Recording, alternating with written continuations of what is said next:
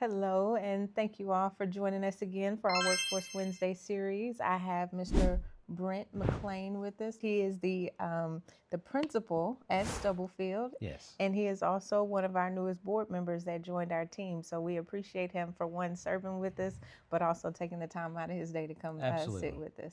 So Absolutely. I'll let you start. I just want sharing a little bit about yourself Okay. and All right. how did you get started and how did you end up in Stubblefield? I know that's probably going to be a That's long probably journey, going to be, yeah, and I'll let you take that journey as that's long as you need to. okay. Well, I was born here in Lufkin. Spent most of my time here. I lived in Jacksonville, Florida for a little while, and also lived in Austin, Texas for a little while. But the majority of the years I've spent here. My journey didn't really start out in education. Um, My mother was an educator. She taught kindergarten for 20 something years and then went on to be a diagnostician. And when I was living in Austin for a couple years, the big internet bubble busted. And so jobs and things were kind of a little bit scarce, and I was looking for something a little bit more permanent. And so I decided, well, maybe I'll get into education. And so I moved back and I went back to SFA and worked on my instructional certification. Because back then you had to go through the college to be able to be certified to teach. And after that, or actually while I was going through that, Miss Darmstetter had contacted me. She was the first principal there at Stubblefield. Had contacted me about needing some help in the summer. Because we do summer school as well. We're a year-round school, and asked me if I'd help out in the math lab. I said yes. I like math, and so I went in and would help out for the first couple summers. And then she told me that next time she had a position that it would be mine. And so I stayed with it, and luckily did have a position came available, and started teaching in 2004 permanently there at Stubblefield. Okay. That's why back when we were in the old building um, where the workforce center is now. Um, like I said, education wasn't really my first and primary what I thought I was going to get into as an adult. When I started college, I thought I wanted to be a forester, right?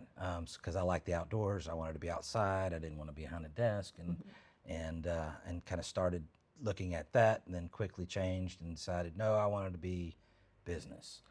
I wanted to be international business because I wanted to go travel.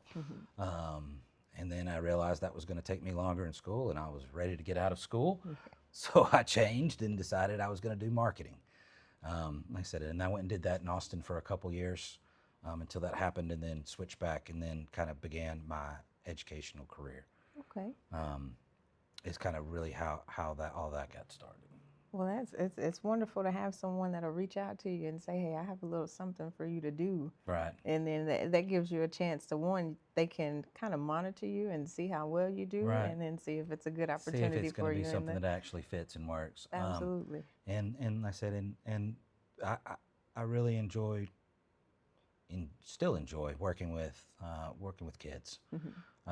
And Stubblefield had back then had kind of a perception that it was only the bad kids, and they were some pretty tough kids back in the day. But I could relate to them. Not everybody learns the same. Not everybody's journey is the same. Um, Family dynamics, all of those things included in all of that, and I think that just kind of helped mold me and guide me into where I am now. And this is 22 years later. Still there at Stubblefield. Still loving on the kids. Um, the kids have changed a little bit over the years. Like I said, it's not always the disciplinary kids and things like that. Like I said, a lot don't learn the same. A lot of kids just want to be that one that everybody doesn't see in the classroom. They want to shrink back in the back and kind of get forgotten about, where we kind of give them an opportunity to shine and to show them, that, hey, they can do it. And no matter what obstacles life is going to throw at you, because it's going to throw them at you. Yes, it is. Absolutely 100%. And that you with support, that you can overcome those obstacles, no matter how big they may seem at that point in time. You know, looking back, you know, you see some things like, oh no, this is the worst thing that's ever going to happen to me in this world. And then looking back, oh, like, that was just a little scratch compared to some of the other things that life ends up throwing at you along the way. Absolutely.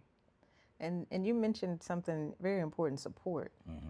So you had a mother. You said she was in education. Yes. Then she went in. You said a dietitian. Dietitian, yes. Dietitian. Okay. So did she have a lot of influence on whether or not you were going to go to college, or that was more so? Yes. I know I'm going. Yeah. That's not an issue. I just don't know what I want to do. She didn't have to worry about that. Right. You were, for the most part, a pretty, you know, focused student. I would say ish. High school, I just kind of just floated by. I could make A's and B's. I didn't really have to try that hard, but I wasn't in the honor classes and all of that, like a lot of friends and things like that.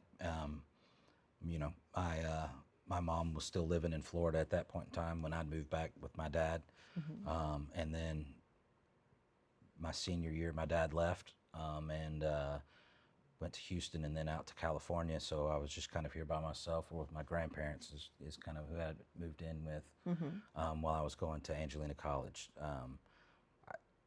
College was kind of expected, and I don't know if I even ever sat down with my high school counselor back then to discuss what was my future going to be, what path was I going to go down. And so I just kind of said I'd pretty much figure it out. I was lucky enough to get a scholarship that, you know, pretty much paid for my time at Angelina College. And I thank those that had supported me at that point in time, because I don't know, I wouldn't have been able to pay for it by myself back then. And so that helped spring me along. And like I said, it's life's always going to throw little curveballs at you, and it's how you handle those, and that kind of thing helps build your stature, not only stature, but who you are, and forming your ability to handle obstacles and move around them, move through them. And so I may have gone off topic. No, that's fine. That's fine. No problem. We're talking about support, and those that don't have support there all the time, it makes it kind of difficult. So they have to figure it out. They have to figure it out. They may not know to go to resources like a school counselor, or the counselor may not expect that they're interested in pursuing higher education, so they kind of, you know, brush over them. So I remember being in school, and there are those that, you know, they're going to go after it, they're going to try to get it done, and they get in front of the counselors because they know what they want to do. But then you have those that, you know, they didn't have family support, or that don't know that process, so they just kind of sit and wait, and wait for the information to come. And what I'm learning now, you know, one, it's the information age. You have to go get the information. You have to. It's not always people are prepared to just drop it in your lap. You have to go find it. You might have to go dig for it. You might have to ask someone who's gone through the process, hey, can you help me, you know, identify some steps that I'm missing or I haven't considered yet. So it's important to have support around you and people that can, you know, help you along the way. And it's good that you had some people that help you get through AC. I did. It's a great place to start. And like I said, it's, you know, everybody thinks, oh, well, I'm just going to go jump into a university, or that's not really how things work necessarily. Angelina College is great. I had when I was there, I had professors that were also teaching at SFA at the same time. Or there's a perception that, oh, it's just almost college, right? But no, it's a great place to start. They have, you know, so many different options and things that can kind of help steer you in that whichever direction you're going to end up, because like I said, where you start out is probably not going to be where you end up. Absolutely. And you know, a couple years ago at the school, we were able to hire Mr. Taylor came over to help as our transition specialist, to help guide these students and give them some options, show them some things that maybe they'd never thought about, and then not only talk about it, but then try to actually connect them to that job, or connect them to that field, or connect them to that program at Angelina. And now Mr. Hamilton has kind of taken over that role, and he's awesome. Like I said, his compassion and for kids is just like I said, it's something that's rare to see in this world a lot of times. And because him and I, we have kind of the same philosophy. As long as you're doing what's right for kids, everything else will kind of work itself out. Absolutely. And so that's one of the things that we're trying to improve on and expand on, is that extra support, right? Everybody kind of thinks, oh, well, you're just going to be able to go ahead and finish high school. Well, it's not necessarily that easy for some students. Like you said, a lot don't have the people pushing them, don't have the family dynamics at home, aren't very good. Having to worry about where you're going to put your head down that night, or when your next meal is going to come from, is then trying to think about, oh, well, I'm going to go work on my Algebra 1 class today. That doesn't happen for some students. But we want to try to show them that they can, if they persevere, can get past that, then we can put them on a path that can change their trajectory in life. Absolutely.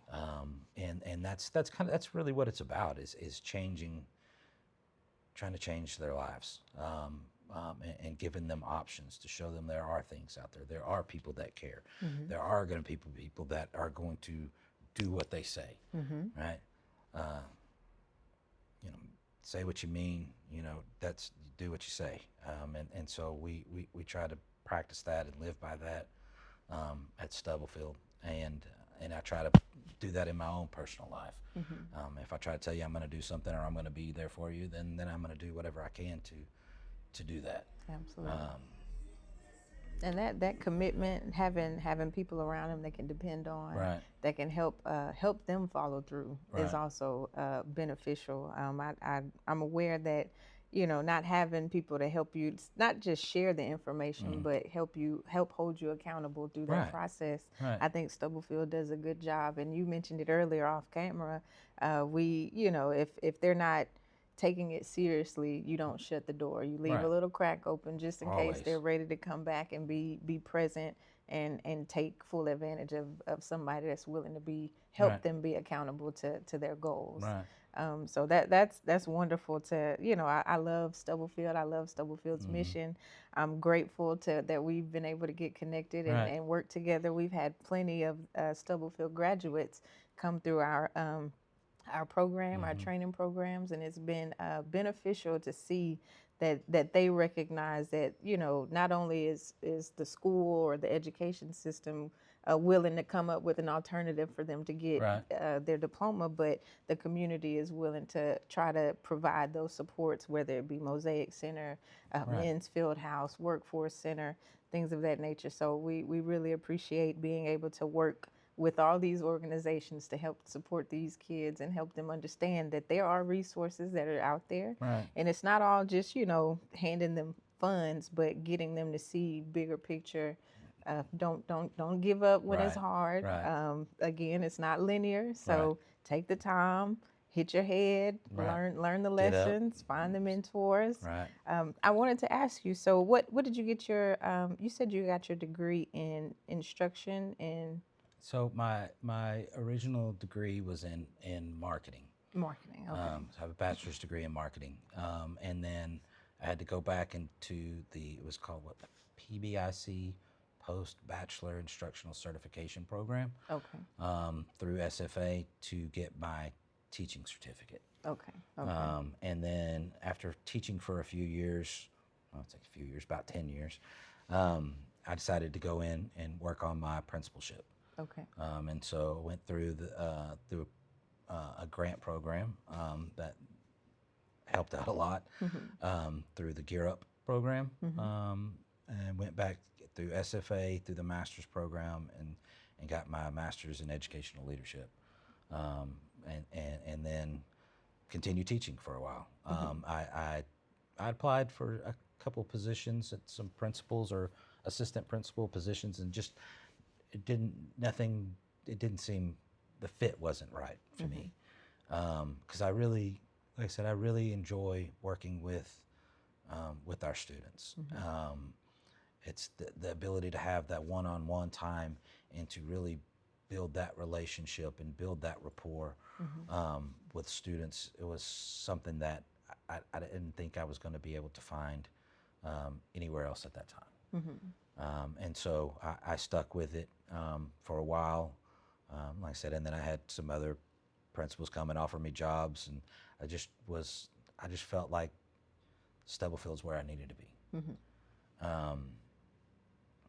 And so, and then I guess 3 years ago now, I was able to interview for the position, and because I'd been there so long, and I kind of knew everything about it. And one of the questions was like, well, what is it about Stubblefield? And it's like I said, it's part of that relationship. It's that compassion. It's the ability to work with students that maybe have been given up on by some other places. I can do that all day long. I still do that. I'm pretty much in and out the classrooms all day. Whenever I get a chance, just popping by, saying hi, put my hand on the shoulder, hey, glad you're here today. I made that a point, every day. Every day when every kid walked in my room, I made a point to say something positive to them, and to help motivate them. And that's kind of like our little motto that Mr. Hamilton and I push at the school, is that we're going to stay positive, we're going to work hard, we're going to kill you with kindness. He gets up in the morning, he hits the ground. And it's different coming from a small school versus a big school. It is. It is. It is. And then also plus with the campus being off-site, right? And so it's a place that they've never been before, right? So they don't have there's no bad memories. There's no, kind of anything it's a completely fresh start. Yeah. Right. And like I was saying, I tell them in the interview, Mr. Hamilton's going to kill you with positivity in the morning. You know what I mean? They come in the door and he's clapping, he's cheering them on. The teachers are usually up at the front and everybody's just cheering them on as they come in. Hey, glad you're here. Come on, let's come get some math. That's good. But so, it's a fresh start. And I also tell them too, like, usually at the end of the interview, I say, you notice I didn't ask why we're here. What happened? What was the cause? What went wrong? What was it? Because I don't care. I don't care what happened in the past. We're talking about the future. We're only going to move forward. We're never going to look backwards. We're always going to move forward. And I said, you got a big, huge dry erase board. Now you get a chance to just wipe it completely clean and rewrite your whole history. You get a fresh start. And so it's up to you now to turn the page and let's make a good story. And I think a lot of kids can feel that, and that it's not just giving them lip service to it either. It's honestly, truthfully mean it. And I think that a lot of them can kind of say, okay, they really don't care what happened, right? Like, all right, let's go, let's move forward. That's right. And so it's unique in that situation, right? Like I said, fresh start, new place. It's very inviting. When you walk in the door, yes, it wasn't an old funeral home for sure. But it had been remodeled. But you walk in the door and you see a little fireplace. It kind of looks like a home when you walk in, and that's what we said. We call ourselves Stubblefield Family, and family's always going to look after family. We're going to take care of you. And we're going to love on you, and we're going to help you see it through. We're going to try to walk hand in hand together to see you cross that line. That's wonderful. And then now take that next step and then connect you with what do you want to get into next. Because a lot of these kids, graduating high school is something that they never thought was going to happen. Or even until this day, right? We still have kids that they're the first person in their family to graduate. That's hard to believe in 2026. Absolutely. I mean, so I'm sorry, I went off on my soapbox. No, that's fine. No problems. You've covered some great ground, and I would like to ask you. So, for those that are interested in getting into education, whether it be on the administrative side, being a teacher, what tips would you or pointers would you want to give those individuals that they're new, they want to get into education, they feel like they love kids, they love education, they love learning, but you've dealt with the human aspect of it. Yes. So what tips and tricks would you pointers? Right. I want to get away from tricks and yeah, move no, to pointers. I would say just, I think, what is it, like the average person that starts out in education only makes it 1 or 2 years. So that's why they're always talking about there's a drain in for teachers. There's always that need for teachers, because I think a lot of them come in with that go rah spirit, and that they're going to be the game changers and the world changers, which is great because the kids need that enthusiasm. But I think that a lot of times it's the red tape, it's all the other stuff that kind of comes along with it that they feel inhibits them from being able to do exactly what they wanted to do. And I would say just give it some time. You'll be able to do that. You have to be able to establish yourself and prove yourself first, as with almost in any profession, right? You don't just become a master plumber or a master electrician overnight. You've got to be a journeyman. You've got to go in. You've got to put those hours. And so my advice would be, like, if you love it, stick with it. Every year's a new year, right? There's a whole new crop of kids coming in every year. And so you take that as an opportunity to rejuvenate yourself. Because like I said, kids are all different. They all come from all different kinds of backgrounds. Just give them the knowledge and help be there for them. Be part of that support. Build that rapport. I guess that's probably would be the biggest thing, is building the rapport. And treating everybody the same. Don't treat anybody different. In one of the classes I taught, it was the Keystone little English class, and I made that class difficult. And they would always come in, oh, I don't have to do this in another class. Oh, why are you going to make me do this? Why are you going to do that? Well, because I asked them to do it. I asked them to do it. And look where they are now. Look, they got past it. Just do what I ask. I promise the process will be fine. And I think it's that showing that fairness, and that you really do care, because these kids can pick up on that in a second. Be there for real. Show that you care, and you'll see it. We still have kids come back all the time. We had one come back yesterday, day before, and she had graduated 6 years ago. She came in to show the picture. She said, I've got 4 kids now. I was like, oh my goodness, girl. She's like, here's the picture, the one that I had. Mr. Walker was the principal, and I remember Mr. Hamilton went up there and saw her in the hospital right after she had the baby, and like hold the baby. And so, like I said, it's showing that you're real, showing that you mean it, and it shines through. It's not something that you have to repeat because it speaks for itself sometimes.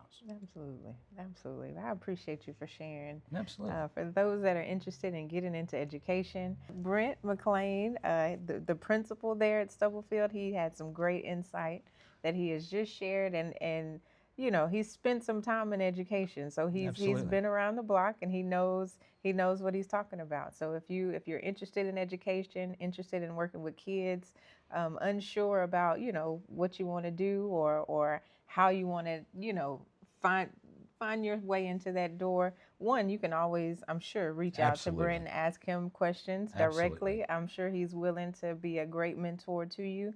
But we appreciate you for coming in and sharing your journey in education and the work that you've been doing here in the community, and it's wonderful work. Well, I've seen the byproduct of it. We're working with the byproduct of it every day, and to see them reach that milestone that they reached with you all, and Right. then they want to continue to build on that. It's awesome to be a part of. So we appreciate you, referring students to our organization and allowing us to work with them as well. Absolutely, absolutely. Yeah, my door is always open at Stubblefield for anybody in the community that wants to come by and see what we do, or if want to come and just ask some questions, or if you just want to come in and just have a chat, or like I said, our door is always open. We're always willing to help in any way, shape, or form that we can. And even if it's, like I said, we still get calls today, hey, can we get my kid into Stubblefield? And I said, well, this is the process that you need to go through. We don't live in that district or whatever. It's like, okay, well then here's the number to the place where you can call. Or if I interview a student or somebody and said that, maybe this isn't going to be a fit for both of us. And this, because I feel like you could probably benefit from going to see Legacy, or you could benefit from going to see the Mosaic Center. We're always going to try to do what's best for that person, regardless if that's best for Stubblefield or not. We're always going to try to do what we think is right. Absolutely. We're happy to have you. Thank you again for being a board Absolutely. member and taking the time with us today. Yeah. Thank you. All right. Well, join us if you have any comments about this interview, any tips that you want to share for those that are interested in education. Please drop them down below, and we'll see you next time. Oh, one last plug. Graduation, May 28th. Angelina College and the Temple Theater. If you've never seen one of our graduations, you should come check it out. It's a really, really moving event. And we're not going to keep you in there forever. Great. Thank you for sharing. Come to the graduation. Bye.